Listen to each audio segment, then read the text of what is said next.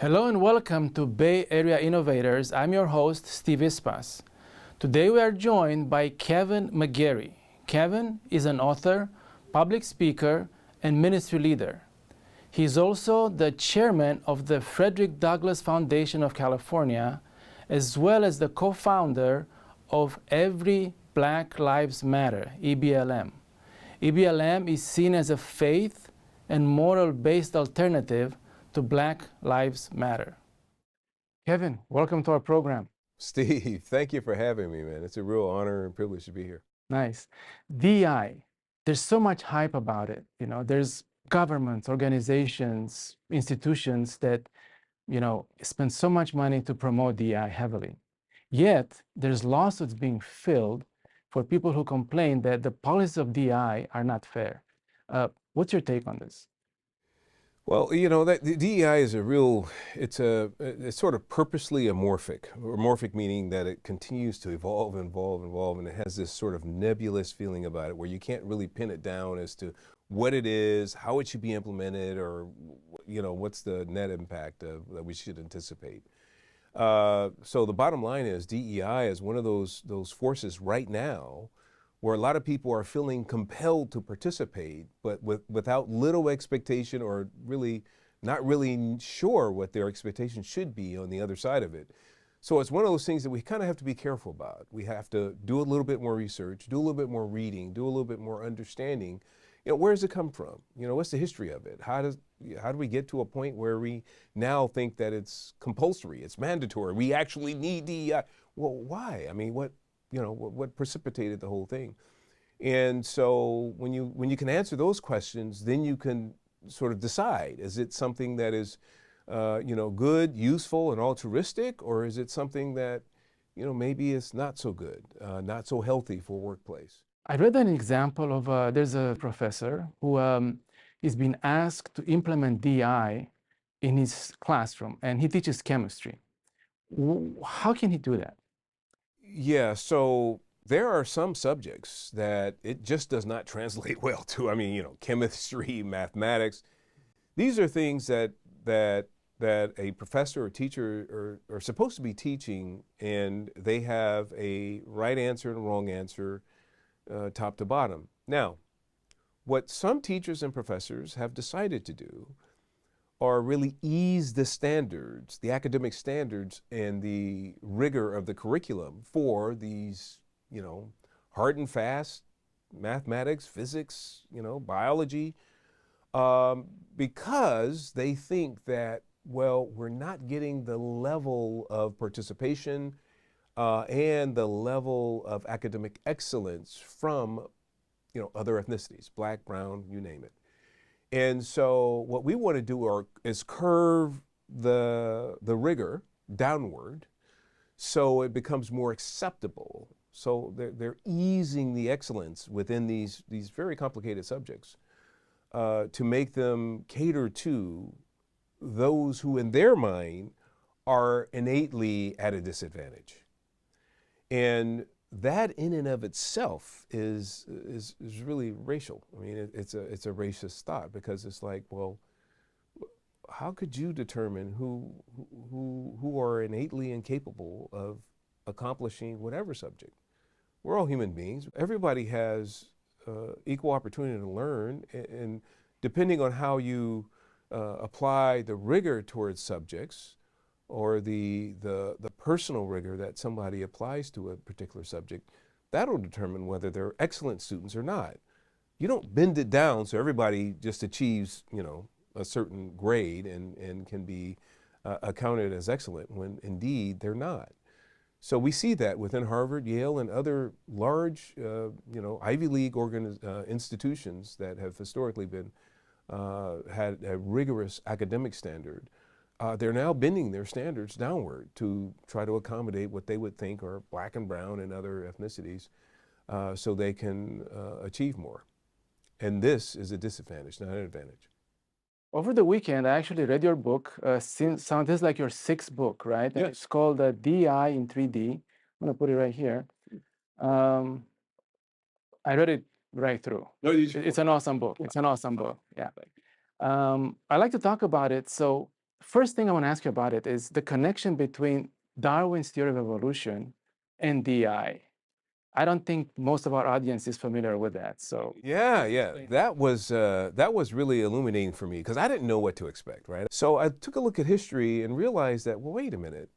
So Charles Darwin wrote, one of his first book was Origin of the Species, and he talked about that, and it was the subheading for that was for the preservation of most favored races, and I'm thinking, Darwin, most favored races. Wow, why would he say that? For a renowned scientist to say something about races being favored, that was new thinking. There was no thought that races are favored or disfavored prior to Darwin making this audacious proclamation. Now, here comes Darwin in the 1800s, and Darwin writes his first thesis, again, Origin of Species, and for favored races. His second was The Descent of Man. He goes into a lot more detail what he meant by that. So he documents that, look, whites have fully evolved. We plateaued. We were the first. Remember, you have to remember, evolution and evolutionary theory is based on the fact that Darwin believed that various ethnicities evolved over time and various rates and stages over time, right? So he said, look, whites evolved first, we plateaued, we're great, white European Caucasians, so we're the gold standard, right? All these other ethnicities came after us. This is Darwin's thinking, right? Then he says, by the way, you look at the blacks, Africans, is what they call them. He says you could see that they're still, they're subhuman.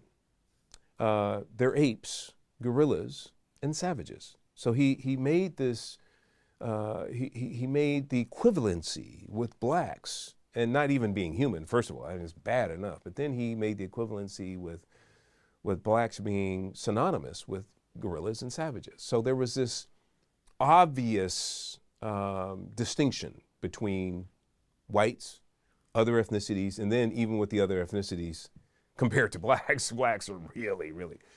And so you take a look at that and you think, wow, so this is where this first thinking comes in.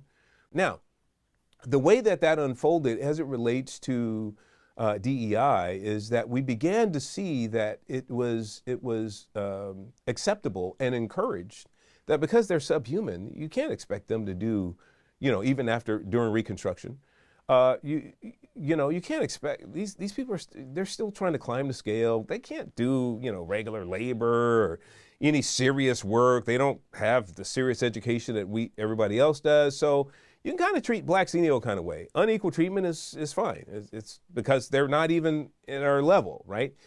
They may not have said that, but that was the thing that was sort of cemented in them as a result of Darwin's works. We're being treated like way less than, right? So that's when we started with, hey, I am a man, these types of campaigns. And then this is when we started in earnest with our civil rights movements that came after that with Dr. Martin Luther King and that. And that did tremendous, it helped accelerate black progress tremendously. When Dr. Martin Luther King makes this proclamation that we should be treated equal, then we had this real sea change in recognizing that blacks can actually help, encourage, facilitate, be a part of the organization and help it grow. So then becomes, well, how do blacks then manifest as part of not only growing an organization, but actually being represented at acceptable levels within hierarchies and all of that in these organizations.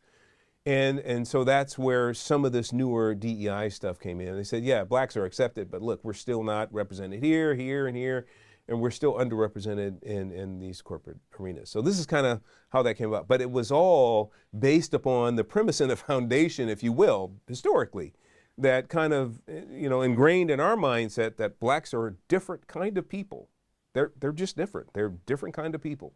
We can treat them different. They're innately incapable of doing certain things. And we see that still being played out in some circles. That's fascinating.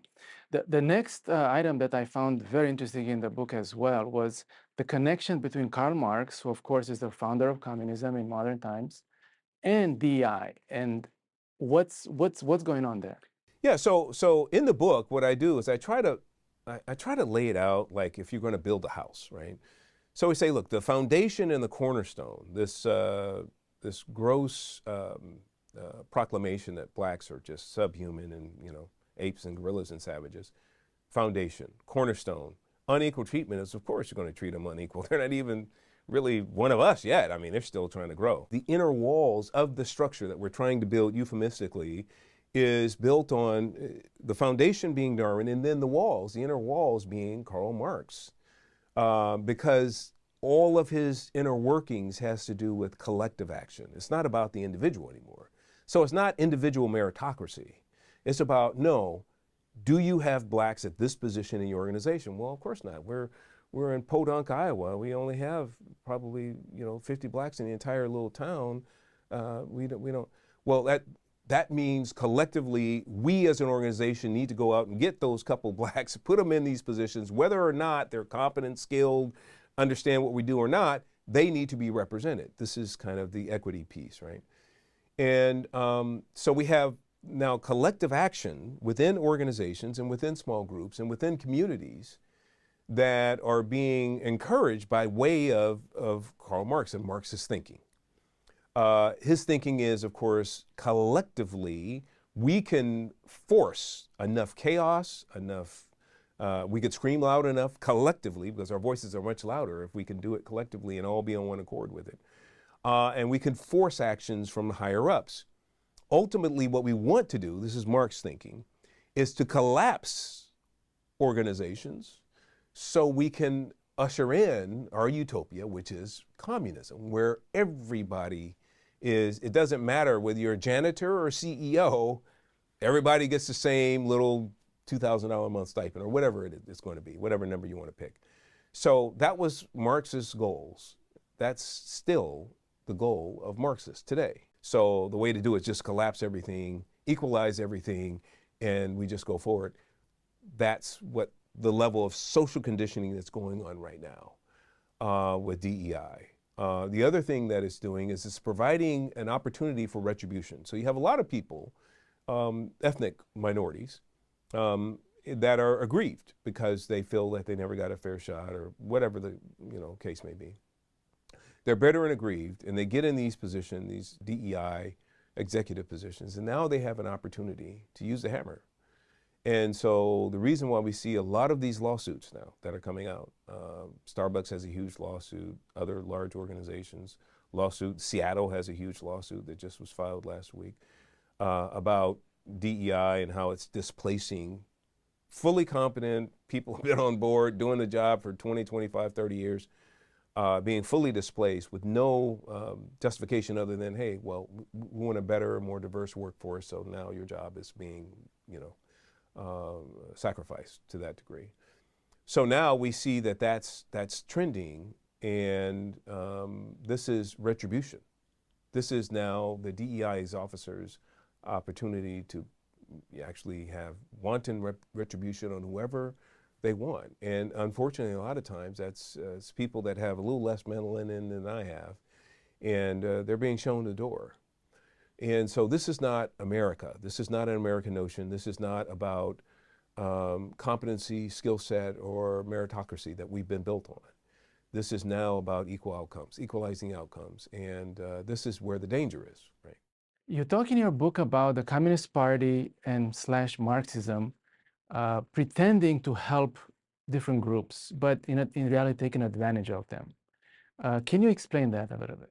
Yeah, so in the book I use black, so there's two, there's Thomas Peterson, and then there's, I forgot his name. His name is escaping me now. Well-known black former communist. Both are former communists, right? So here's the thing. They actually went through all the communist training and all that. And what they realized is that the communists, the real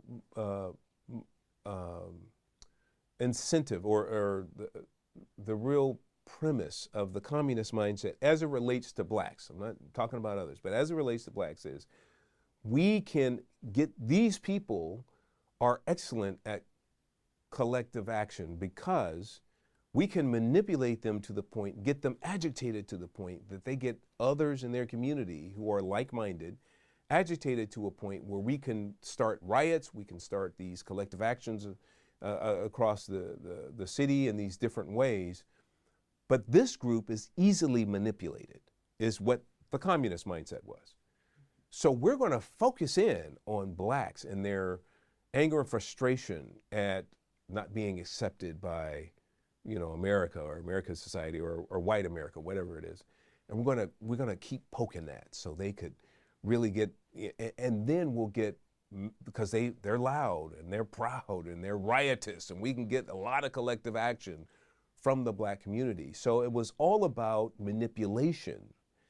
And it was a racist mindset because, again, Marx was a horrible racist. I document as well in there. But it wasn't about, hey, we want to help empower blacks or we want to make sure that they're given true equal opportunity. It was, no. We're going to manipulate, deceive these people, tell them whatever lies we can tell them because they can get the party started with riotous actions and collective actions with a lot of people. That will really bring out a lot of change because they've done it in civil rights marches.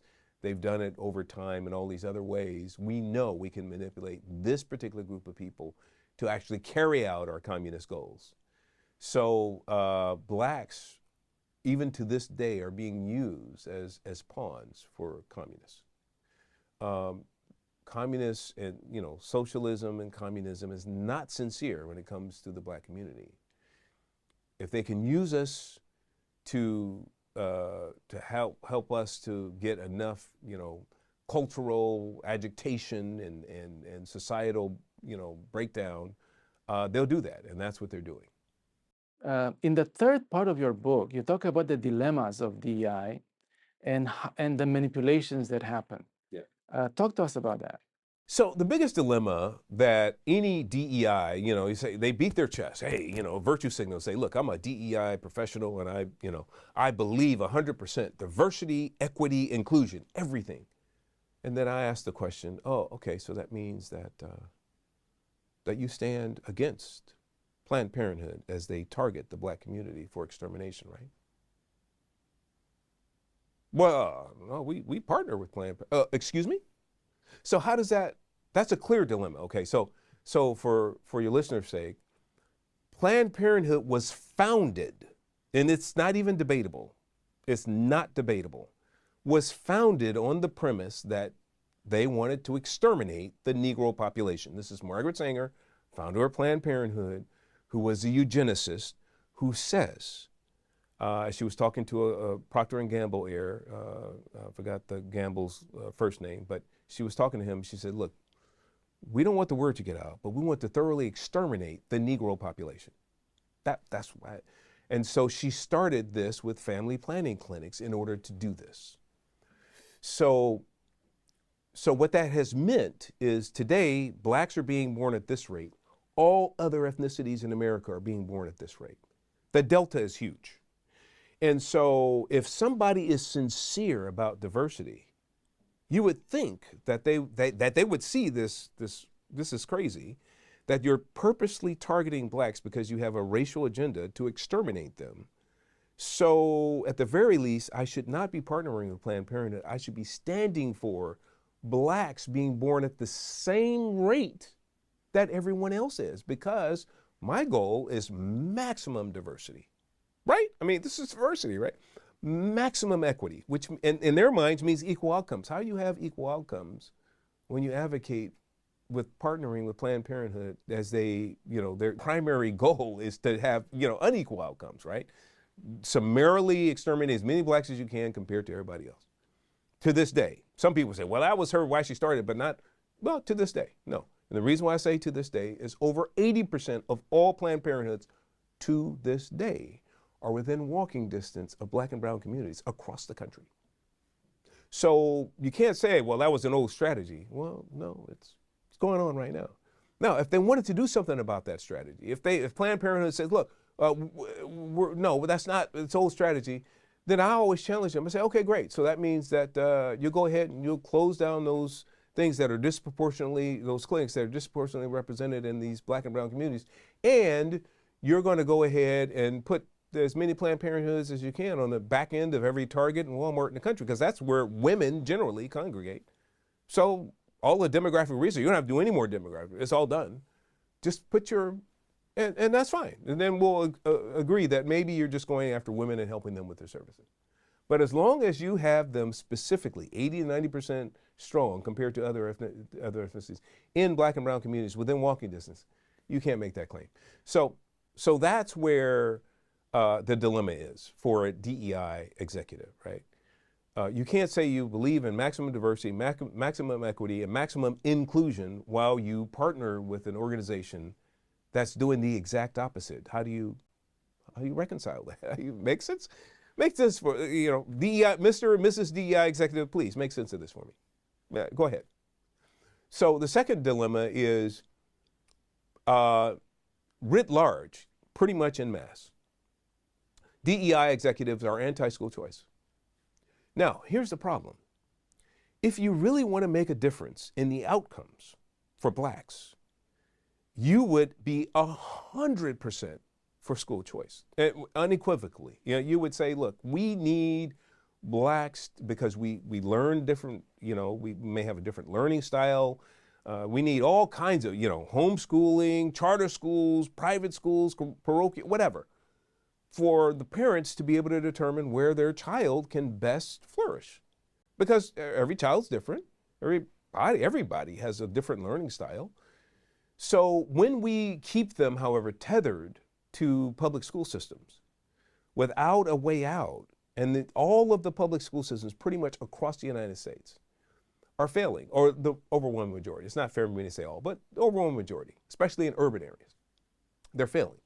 So how does that then allow you to have, an equal outcome of a person graduating from inner city, let's say inner city Detroit, and then expecting them to go to Yale and become a, top-notch, engineer, when that's not even in their mindset?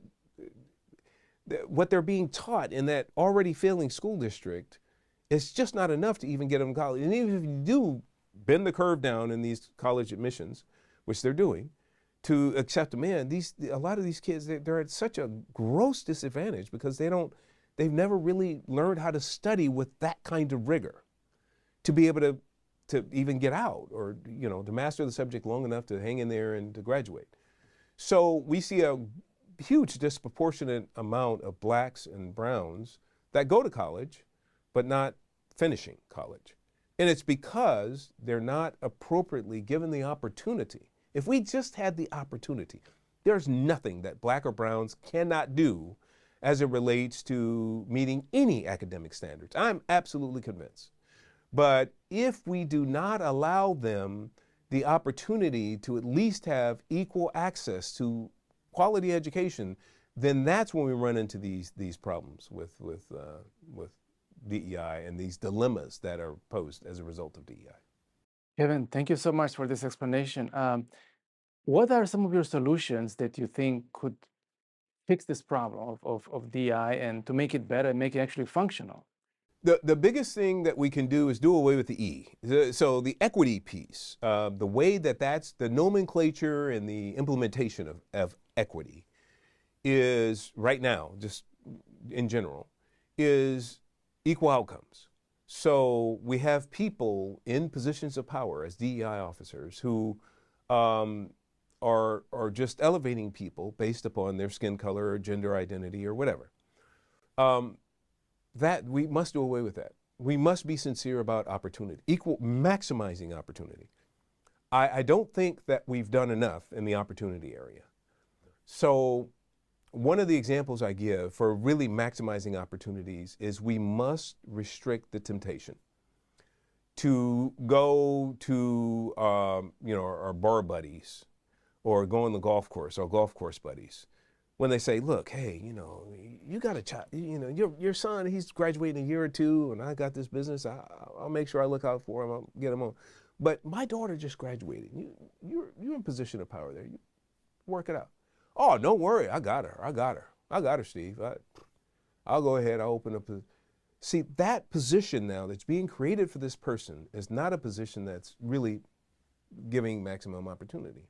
When we have that being done multiple times, and it's still, the Old Boys Network is still a great network that opens the doors for a lot of people. But when we do that, we're actually limiting our ability to actually become wholly diverse.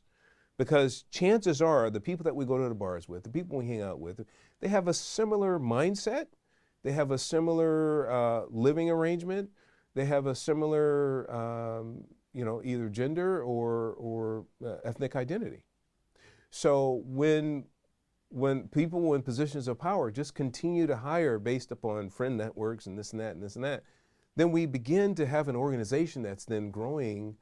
It's sort of organically growing, but it's organically growing with the same type of people, right?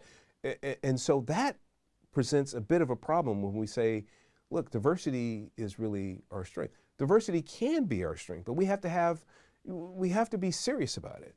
And that means, look, as much as I'd love to hook up your daughter or your son when they come, we have a process we have to go through. And it's because of our commitment to make sure that everyone gets a maximum opportunity to participate in our organization and becomes a top-notch innovator, leader, team leader. And so we're going to have him, her go through this process. They're welcome to join us, but I can't do it that way because of our diversity standards. So we should be honest with one another. Look, we're committed to this thing. It's not just something that we can virtue signal with. This is something that we're actually committed to doing, and therefore we have to allow the process to play out from a truly equitable opportunity, maximum opportunity perspective, right? Kevin, thank you so much for your time. Really appreciate it. Again, Kevin's book is DEI in 3D and can be purchased from Amazon. Thank you for watching another episode of Bay Area Innovators, and we'll see you next time.